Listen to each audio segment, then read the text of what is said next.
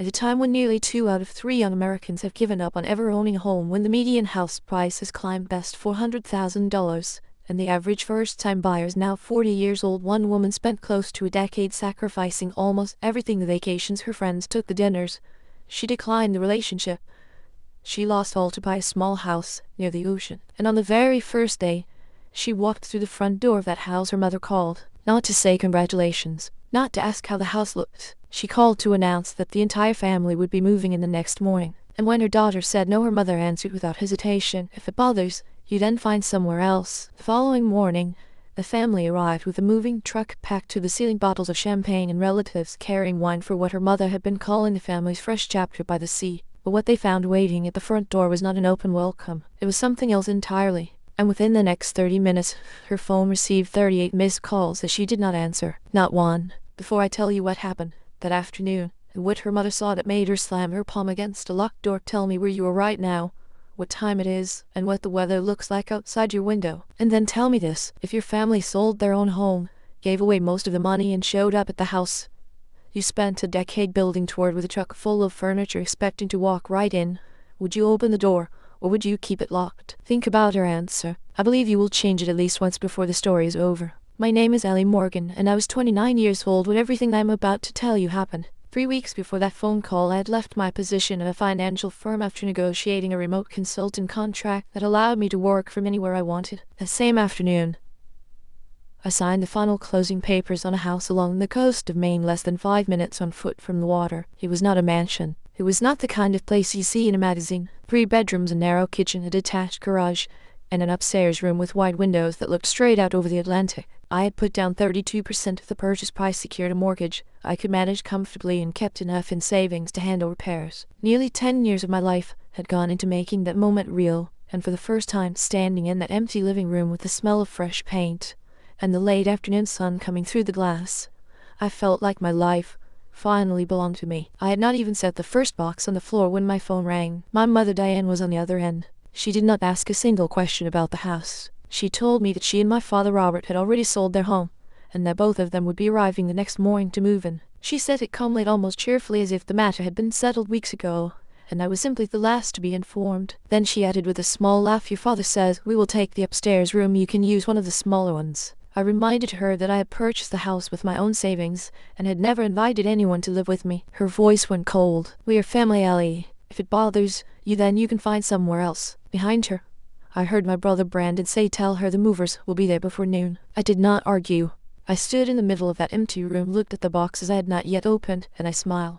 Not a smile of defeat, not a smile of someone preparing to give in. It was the smile of a woman who realized for the first time that her family's entitlement no longer frightened her. It gave her something it had never given her before: clarity. "Drive safe," I said, and I ended the call. The part my mother never understood, and maybe never wanted to understand, was that the house did not appear in my life by accident. It was not a lucky break. It was not a gift from anyone. That house began as a feeling I had when I was 19 years old, standing on a cracked sidewalk at nearly 1 in the morning with grease on my apron and the smell of fried clams still clinging to my hair. I was working the closing shift at a small seafood restaurant near the coast of Maine that summer, the kind of place where the tourists tipped well, and July thinned out by August and vanished completely after Labor Day. Every night after locking up, I would walk to the bus stop along the road that hugged the shoreline, and I would pass house after house that faced the water. Some had porch lights still on. Some had windows glowing a warm yellow from the kitchen. I could hear the waves through the gaps between the buildings, and on quiet nights I could smell the salt mixing with the wild roses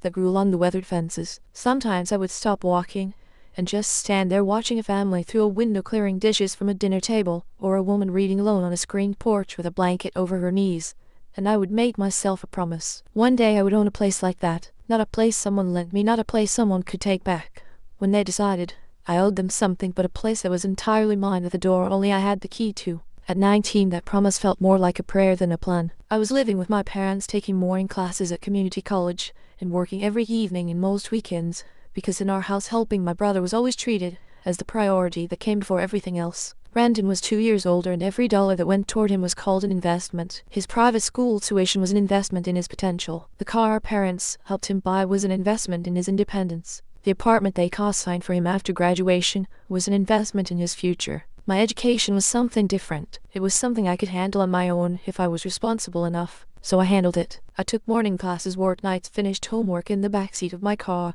between shifts, because the library closed before I got off work, and later transferred to a 4-year university while holding 2 jobs at the same time. I never asked why the rules were different for me, because the one time I did, my mother looked at me with genuine confusion and said, "Your brother needs structure. You have always known how to take care of yourself." She said it like she was paying me a compliment, but what I heard, and what I have never been able to unhear since, was that my ability to survive without help had become the permanent reason I would never receive any. My mother, Diane, had a way of turning money into a language that only she controlled. Every gift came with a condition attached to it, sometimes spoken and sometimes not, but always there. Every favor she did became an entry in a ledger she carried in her head, and she could retrieve it at any moment to remind you of what you owed. My father, Robert, was not like her. He was not cruel, not loud, not the kind of man who would ever say something hurtful to your face, but he was silent, and his silence was not neutral. When my mother volunteered my time without asking me, my father said she meant well. When she promised part of my savings to help Brandon cover a deposit he could not afford, my father told me it was easier to let it go than to start an argument. He never once stood between her decisions and the damage they did to me. I learned something about silence in that house that I've carried with me ever since. When a person watches something unfair happen to someone they love and chooses to say nothing, their silence does not float in the air and disappear. It becomes a wall, and the unfairness leans against it for support. Brandon figured out the system long before I did. He understood that if he wrapped his wants in the language of family needs, our mother would defend them without question. When he wanted money to open a craft brewery with a friend, she called it a family legacy in the making. When that venture collapsed within its first year, she said that entrepreneurs deserve second chances and that failure is just part of the journey. But when I worked to exhaustion for months to pay for a professional certification that would have doubled my earning potential, she told me that adulthood requires sacrifice, and that I had always been the strong one. The pattern never changed. His setbacks deserved sympathy. My effort deserved nothing more than the assumption that I would keep going regardless. And I did keep going, but not for the reason she imagined. After college, I moved into a studio apartment where the ceiling leaked when it rained and the pipes rattled every time the temperature dropped below freezing. I took a job in financial operations, said yes to every overtime shift that came my way, and opened a savings account that I named with one word: Ocean. Every bonus went in. Every tax return went straight into that account. I tracked every deposit on a spread sheet that grew longer with each passing month. My friends traveled in the summers. I said no. My coworkers traded in their cars for newer models every few years. I kept driving the same one I had bought used at 22, with a dent on the passenger side and an air conditioner that worked only on days when it felt like cooperating. A relationship I cared about ended because the man I was with told me I treated the future like an emergency that needed to be funded immediately. He said I could not sit through a dinner without silently subtracting the cost from my savings. He was not entirely wrong, but he did not know what I was building toward, and he did not understand what I was trying to never become. I had watched my mother use money as a leash for my entire life. I wanted one place in this world where no one could pull the leash and expect me to follow. When she gave me $14,200 during my junior year to help with tuition and a car repair that I could not cover on my own, I paid back every dollar within 24 months. I kept every receipt, every transfer confirmation, every text message where I told her a payment was on its way. I kept all of it because I knew my mother. She had a gift for writing history whenever she needed something. A gift could become a loan. A loan could become a sacrifice that entitled her to something much larger in return.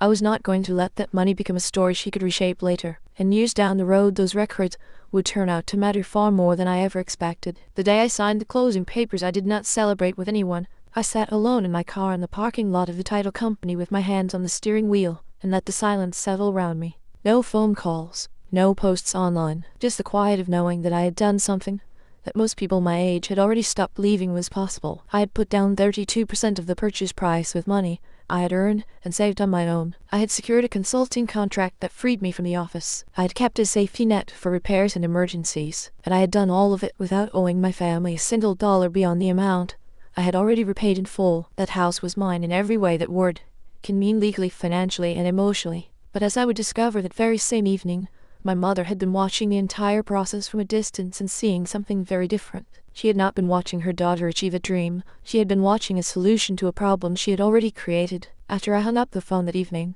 I stood in the kitchen for a long time without moving. The house was quiet. The boxes sat where I had left them. The light outside the window had shifted from gold to a deep orange that was slowly fading into gray. I should have started unpacking. Instead, I opened the family group chat on my phone and searched my own name. What I found in those messages changed everything I thought I understood about that phone call. My mother had not made a sudden decision. She had been planning this for weeks. She had shared photos of my house, taken directly from the real estate listing, and sent them to relatives.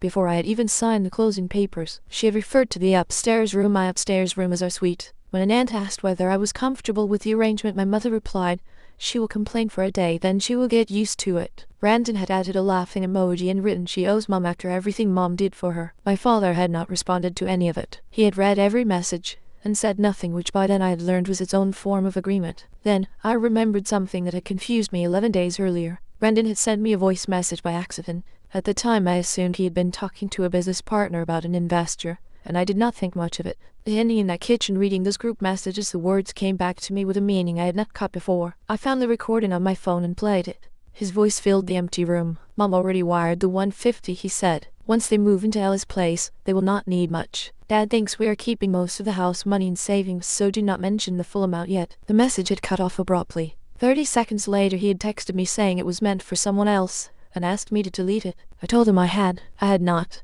I played it 3 times that night, each time hearing something I had missed before. My parents had sold their house. My mother had transferred $150,000 of the proceeds to my brother. My father did not know the full amount, and their plan for housing was not a modest apartment, not a smaller home closer to town, not any of the reasonable options that 2 adults who had just sold the property would normally consider. Their plan was me. My mother had given away their financial security because she believed she could simply take mine. That was the moment the situation stopped being a misunderstanding I could talk my way through. They were not asking for temporary help after an unexpected emergency. They had created the emergency deliberately, and they had assigned its cost to me without ever asking whether I agreed. My home was not their last resort. It was the foundation their entire plan was built on. The old version of me, the Ellie who had spent her whole life explaining, compromising, and trying to earn understanding from people who had no interest in giving it, that version of me would have called back, laid out every sacrifice, and begged them to see why I deserved to keep what I had worked for. But I had learned something over those 10 years. Explaining had never changed my mother's behavior because confusion was never the problem. She understood my position perfectly. She simply believed she could overpower it. So instead of preparing an argument, I started preparing consequences. I opened my laptop and saved everything. The group chat messages, the voice recording, my deed, my closing documents, the bank records showing that I had repaid every dollar of the $14,200 she had given me. Then I called the attorney who had handled my purchase. It was almost 9 at night, and I expected to reach voicemail. She answered. I explained that my relatives intended to arrive the next morning with a moving truck and occupy my house without my permission. She asked one question. Have they ever lived there, received mail there, paid rent, or signed any document giving them access? I said no. Then put your refusal in writing tonight, she told me. Do not allow a single piece of their belongings inside, not even temporarily. I thanked her and immediately sent the same message to my mother, my father, and my brother. The message read, I do not consent to anyone moving into my property, storing belongings on my property, entering without my permission, or representing themselves as a resident or owner. Any arrival tomorrow will be treated as a day visit only, and movers will not be permitted to unload. My mother responded with a thumbs up emoji. Brandon wrote, relax, you will survive. My father said nothing. Their responses told me everything I needed to know. They had read my refusal, and they intended to ignore it completely. So I stopped preparing words and started preparing the house. At 9:22 that night, I called a 24-hour locksmith and had every exterior lock changed, even though the keys I received at closing were brand new. My mother had once taken a spare key from my purse years ago and copied it without telling me, so I was not going to underestimate her. I reset the garage code, changed the security system password, and activated 2 cameras that covered the driveway and the front door. Then I emailed the moving company whose name I had found in my mother's group chat messages. I attached my deed, my identification, and written notice that I did not authorize any delivery or unloading at my address. The dispatcher called me back within 15 minutes. She sounded relieved rather than annoyed. She told me that movers encounter family disputes more often than most people realize, and her company did not want its crew caught in the middle. She explained that the truck could arrive, but nothing would be unloaded without my direct authorization. If the customer refused to provide another destination, everything would go into secure storage with all fees charged to the customer. That single phone call removed the most powerful weapon. My mother was counting on momentum. She believed that once the beds and boxes and furniture were inside, I would feel too guilty to force them out. By preventing the unloading, I made sure I would never have to make that decision. I contacted the local non-emergency police line, documented that relatives had announced an intention to occupy my home after receiving written refusal, and received an incident reference number that I printed and placed in my bag. Then I set up a folding table beside the front door and covered it with a white cloth. Above it I taped a printed sign in large clear letters. Below the sign, I placed 3 envelopes, one addressed to my mother containing my written refusal, my attorney's letter confirming sole ownership, a list of nearby hotels and rental options, and a visitor agreement stating that any entry would end by 6 that evening and would not create residency rights. The second was for my father, containing the deed, my mortgage statement, and a handwritten letter telling him I loved him but would not provide housing while financial facts were being hidden from him. I included a transcript of Brandon's accidental voice message. The third envelope was for my brother. Inside was a printout of his message saying, I owed our mother proof that I had repaid the family loan in full in one sentence. The person who received the house, money can provide the house. After photographing everything, I sent a correction to the family group chat. Several relatives believe I invited my parents to live with me. I did not. My mother texted immediately, take that down before people see it. I replied, they already saw your version, now they can see the correction. She stopped responding. That night I did not sleep in the house. I locked every door, drove to a small cafe 2 blocks away and sat with my laptop watching the camera feeds. From there I could see anyone who approached and I could return the moment I needed to. The ocean was invisible in the darkness, but I could hear it steady and unhurried, the same sound that had made me fall in love with this place. I sat there until morning waiting. At 6:03 the next morning, my mother sent her first message of the day. We are already on the road, she wrote. Make coffee. I read it from the cafe sitting in the same chair I had been in for most of the night, and I did not reply. At 10:58 the moving company dispatcher called to tell me the truck was approximately 20 minutes away. I thanked her and confirmed once more that nothing was to be unloaded. At 11:34 I watched on the security camera as my mother's car turned into the driveway. At 11:36 she saw the sign. At 11:38 the first call came. I let it ring, then the second, then the third. By noon 38 calls had come through and I had not answered a single one. I watched everything unfold through the camera feed on my laptop. My mother stepped out of the car before it had fully come to a stop. She was dressed as though she were arriving at a celebration, white linen pants, oversized sunglasses pushed up on her head, and the kind of expression she wore when she walked into a room expecting everyone to make space for her. My father remained behind the steering wheel with both hands still on it, staring at the front of the house without moving. Brendan arrived less than a minute later in his own car. Behind him came the moving truck, large and white, rumbling slowly up the gravel. 2 relatives followed on foot from where they had parked down the road, each carrying a bottle of champagne. The entire scene had been arranged as a celebration. My mother had not simply expected me to accept her decision. She had invited an audience to watch me accept it because in her version of the story my surrender was supposed to look like generosity. She walked toward the porch with the confidence of someone who had never once been told no by her own family. Then she stopped. She saw the table first, then the sign above it, then the 3 envelopes waiting below.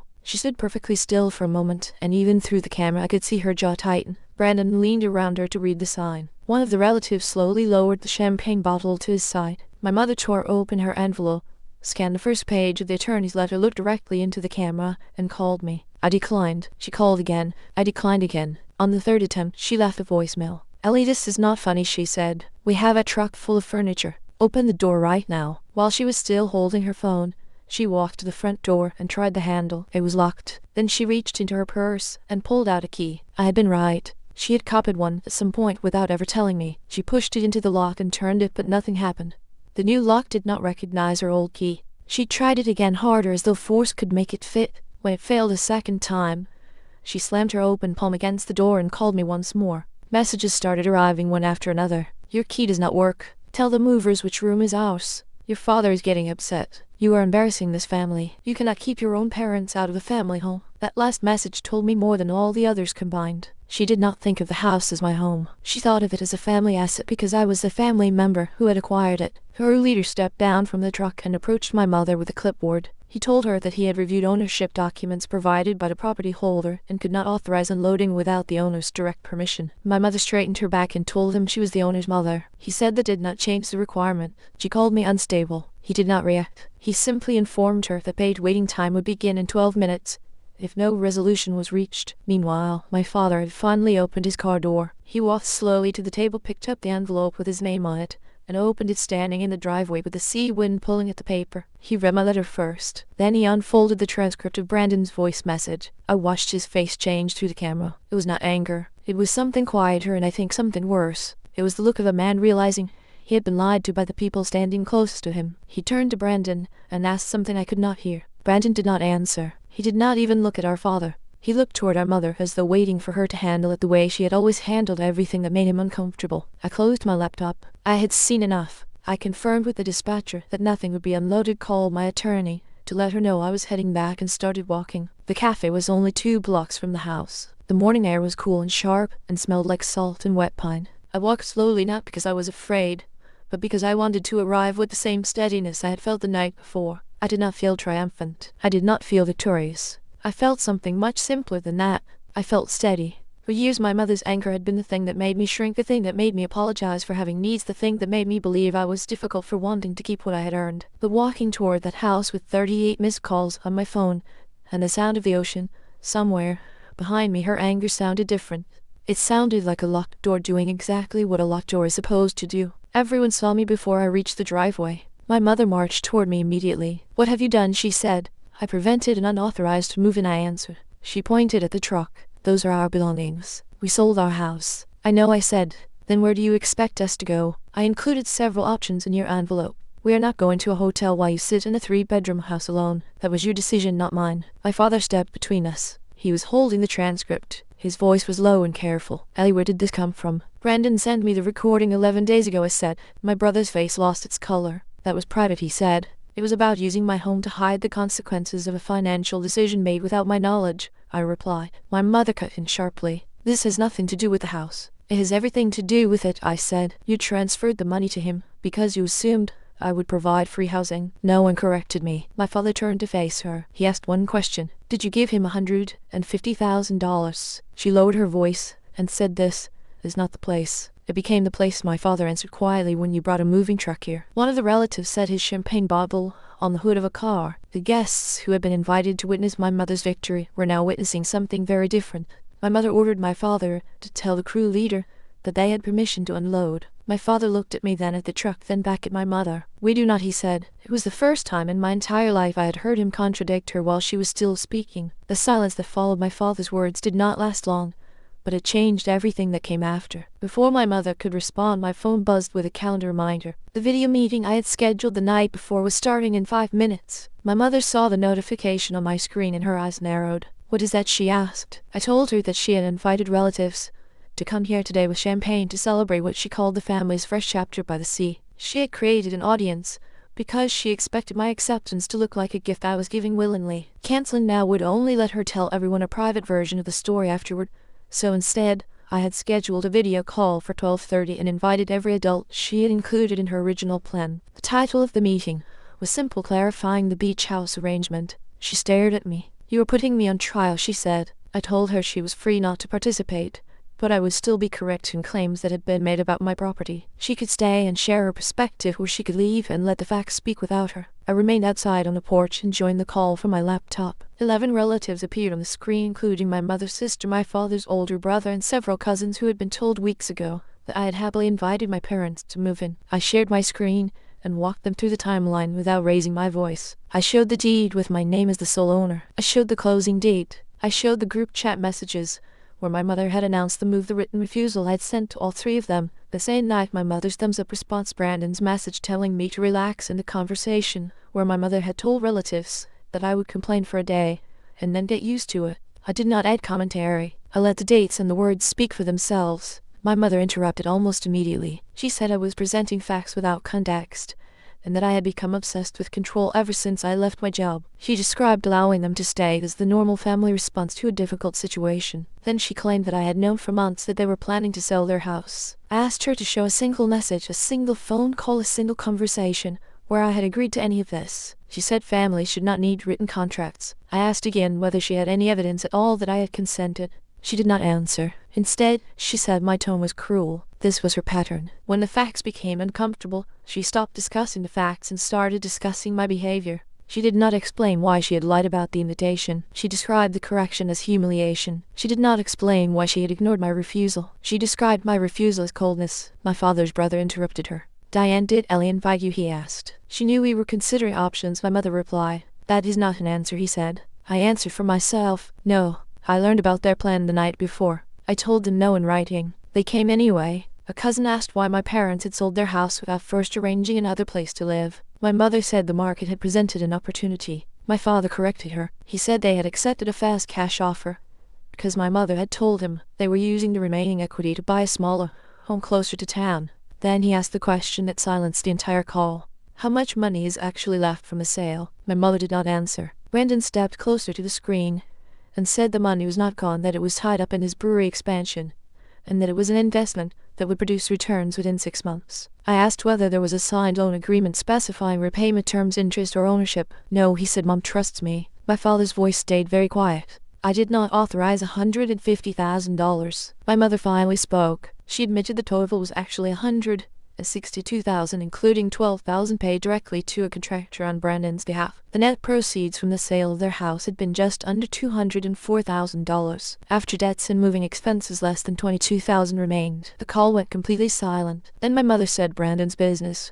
could become a family legacy. She said I was jealous because she had chosen to invest in him instead of giving me a large gift. I did not defend myself against that. I turned to my brother and asked him one question. When Mom told you they would live with me, did you believe I had actually agreed? He hesitated. I assumed she handled it, he said. I asked him a second question. Did you know that Dad believed you received only $40,000? That message was taken out of context, he said. What was the context? I asked. He looked at our mother. I played the recording. His voice came through every phone and every speaker on the call. Mom already wired the 150. Once they move into Ellie's place, they will not need much. Dad thinks we are keeping most of the house money in savings, so do not mention the full amount yet. My mother closed her eyes. Brandon accused me of violating his privacy. My father said you both planned this. My mother insisted she had intended to tell him the full amount later, when the time was right. She said she knew I would object, so she had avoided asking me before making the transfer. That admission ended the debate. It did not matter what she said after that, because she had just told 11 members of our family that she had deliberately avoided asking for my consent because she already knew I would say no. My father reached into his pocket, removed his wedding ring, and placed it quietly beside his phone. He told everyone he needed time to understand the full financial picture and that he would not be moving into my home. He apologized to me specifically for arriving after reading my refusal. Then he told Brandon to provide every contract, every invoice, and every account statement by 5 the next afternoon. My mother told him not to overreact. My father replied, I am reacting to exactly what happened. He called his brother on the phone and asked to stay with him. His brother agreed. The moving crew offered 3 options: provide another delivery address, return the items if the former buyer allowed it, or place everything in secure storage. The old house had already closed. Brendan refused delivery to his condominium. My mother demanded that I approve the garage. I said no. My father authorized storage. The initial charge was $2,800, followed by weekly fees. He signed the form and handed it to the crew leader. As the truck pulled slowly out of the driveway, my mother turned to me and spoke in a low voice. You are going to regret humiliating me, she said. I looked at the witnesses standing around us, the cameras recording above the door, and the house that remained closed behind me. I think I said that you regret that I stopped protecting a version of this story that made you look generous. The consequences of that afternoon did not arrive all at once. They unfolded slowly over the following weeks, one after another, like doors opening onto rooms my mother had never expected anyone to see. The moving company charged $2,800 for the failed delivery and the transfer to storage. Weekly fees followed. My mother initially refused to pay, arguing that the delivery had been cancelled against her wishes and that the company should hold me responsible. The contract listed her as the customer, and the company had my written refusal on file, proving that I had never authorized the delivery in the first place. She paid using most of the money that remained in the joint checking account she shared with my father. It was nearly all they had left in liquid savings after the house sale, and she spent it on the consequence of a plan that was never supposed to have consequences at all. My father moved quickly after that. Within the first week, he opened a separate bank account in his name only and redirected his retirement income into it.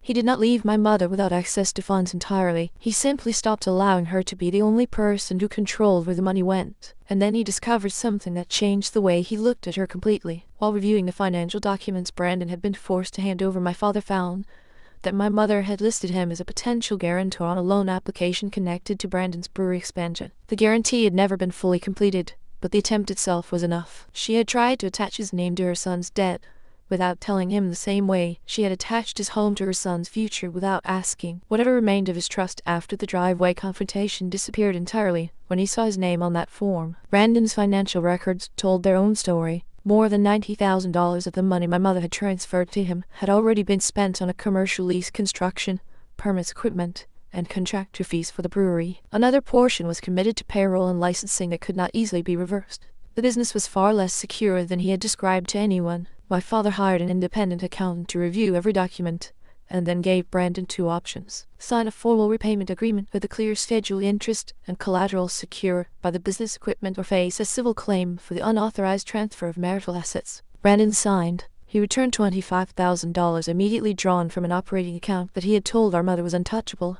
and agreed to monthly installment payments for the remainder. He made those payments, though almost always on the very last day before they were due, as if even the act of repaying had to be done on his own terms. My mother meanwhile faced the exact problem she had built her entire plan to avoid. She had no house, rapidly shrinking savings, and a husband who was no longer willing to stand silently beside her decisions. She spent 6 nights in the hotel, rejecting cheaper rooms and turning down 2 relatives who offered the guest bedrooms because she said the accommodations were beneath what she was accustomed to. Eventually, she rented a furnished 1-bedroom condominium 25 minutes inland from the coast. The deposits, the hotel charges, the moving fees, and the storage costs consumed almost everything she had left from her share of the house sale. She sold her luxury SUV to cover several months of rent. The car she had driven to my driveway expecting a celebration became the thing she had to give up just to keep a roof over her head. She told relatives I had abandoned her. She told them I had thrown my own mother out onto the street. But the relatives she told had been on that video call. They had seen the messages. They had heard the recording. One cousin responded publicly